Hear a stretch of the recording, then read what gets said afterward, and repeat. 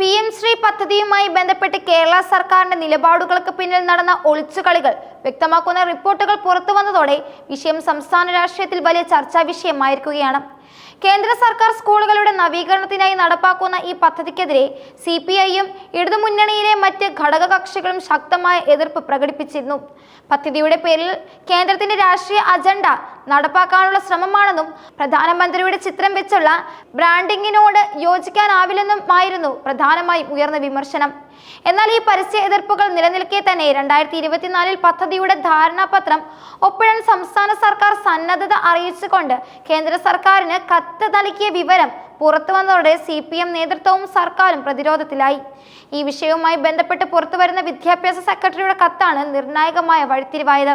പദ്ധതിയെ CPI ശക്തമായി എതിർക്കുന്നതിനെ കുറിച്ചുള്ള ചോദ്യങ്ങൾക്ക് CPI എന്ത് എന്നായിരുന്നു CPM സംസ്ഥാന സെക്രട്ടറി MV ഗോവിന്ദൻ പരിഹാസ രൂപേണ പ്രതികരിച്ചത്.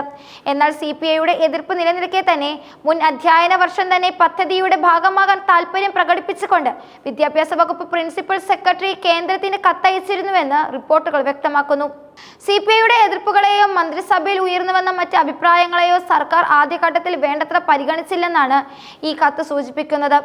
ഒരു സുപ്രധാന നിയമപരമായ വിഷയത്തിൽ ഘടകകക്ഷിയെയും മന്ത്രിസഭയെയും വിശ്വാസത്തിലെടുക്കാതെയുള്ള ഈ രഹസ്യ നീക്കം ഇടതുമുന്നണിയിലെ ഐക്യത്തെക്കുറിച്ചും ചോദ്യങ്ങൾ ഉയർത്തുന്നുണ്ട്.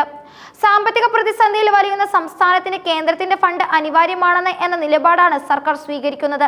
ഏകദേശം 1466 കോടി രൂപയുടെ കേന്ദ്ര സഹായം ലഭിക്കാൻ സാധ്യതയുള്ള ഒരു പദ്ധതിയെ സാങ്കേതികത്വത്തിന്റെ പേരിൽ പാഴാക്കുന്നത് ഉചിതമല്ലെന്നാണ് വിദ്യാഭ്യാസ മന്ത്രി V ശിവൻകുട്ടി വ്യക്തമാക്കിയത്. കേന്ദ്ര ആവിഷ്കൃത പദ്ധതികൾ കൃഷി, ആരോഗ്യം, ഉന്നത വിദ്യാഭ്യാസം തുടങ്ങിയ നിരവധി വകുപ്പുകൾ സ്വീകരിക്കേണ്ടതുണ്ടല്ലോ.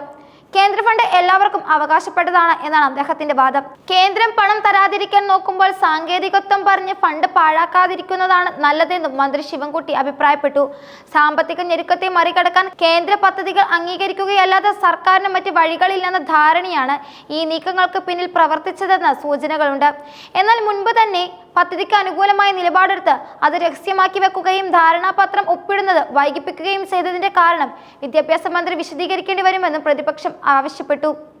CPI ഉൾപ്പെടെയുള്ള ഘടകകക്ഷികളെ മറികടന്ന് രഹസ്യമായി കേന്ദ്രത്തിന് അനുകൂലമായ നിലപാട് സ്വീകരിച്ചത് എന്തിനാണെന്നും അങ്ങനെയായിരുന്നെങ്കിൽ എന്തിനാണ് ഇത്രയും വൈകിയെന്നുമുള്ള ചോദ്യങ്ങളും പ്രസക്തമാണ്. പ്രതിപക്ഷ പാർട്ടിയായ KSU സർക്കാർ നിലപാട് മാറ്റിയതിന്റെ കാരണം വ്യക്തമാക്കണമെന്നും ആവശ്യപ്പെട്ടിട്ടുണ്ട്.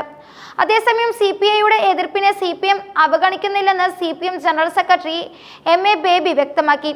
വളരെയധികം സാമ്പത്തിക ഞെരുക്കം നേരിടുന്ന കേരളത്തിലെ വിദ്യാഭ്യാസ രംഗത്ത് വിദ്യാർത്ഥികൾക്ക് പ്രചോദനമാകുന്ന തരത്തിൽ കേന്ദ്ര ഫണ്ട് വിനിയോഗിക്കാൻ കഴിയുക എന്നുള്ളത് പരിശോധിക്കുകയാണെന്നാണ് മന്ത്രി V ശിവൻകുട്ടി വിശദീകരിച്ചത് എന്ന് MA ബേബി പറഞ്ഞു.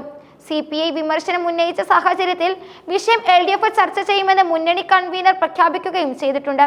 ചർച്ച ചെയ്ത് ഉചിതമായ തീരുമാനമെടുക്കാൻ സർക്കാരിനും മുന്നണിക്കും കഴിയുമെന്നും CPIയെ അവഗണിക്കുന്ന ഒരു സമീപനം ദേശീയ തലത്തിലോ കേരളത്തിലോ ഉണ്ടാകില്ലെന്നും MA ബേബി കൂട്ടിച്ചേർത്തു.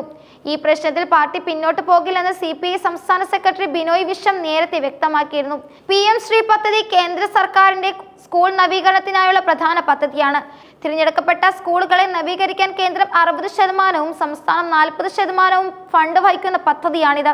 പദ്ധതിയുടെ ഭാഗമാകുന്നതോടെ സ്കൂളുകളുടെ വികസനത്തിന് കേന്ദ്ര ഫണ്ട് ലഭിക്കുമെങ്കിലും പ്രധാനമന്ത്രിയുടെ ചിത്രം ഉൾപ്പെടെയുള്ള ബ്രാൻഡിങ്ങിന് സംസ്ഥാനം വഴങ്ങേണ്ടി വരും.